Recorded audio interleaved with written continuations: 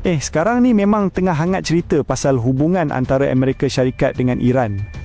Difahamkan, Donald Trump dikatakan dah bagi satu tempoh yang agak singkat, sekitar 10 hingga 15 hari, untuk Iran capai satu persetujuan yang benar-benar memuaskan pihak Washington. Kalau rundingan tu tak jadi seperti yang diharapkan, bayangan tindakan lebih keras, termasuk option ketenteraan, mula disebut-sebut. Memang suasana nampak makin berlapis tegang. Di pihak Amerika Syarikat, langkah berjaga-jaga jelas kelihatan. Lebih daripada 50 pesawat pejuang dilaporkan digerakkan ke rantau Timur Tengah, selain kehadiran 2 kapal pengangkut pesawat yang sedia beroperasi di kawasan tersebut. Isyaratnya jelas, mereka mahu menunjukkan kesiapsiagaan pada tahap maksimum. Iran pula tidak berdiam diri. Sebelum ini, mereka mengadakan latihan ketenteraan laut bersama Rusia, satu mesej simbolik bahawa mereka juga ada sekutu strategik.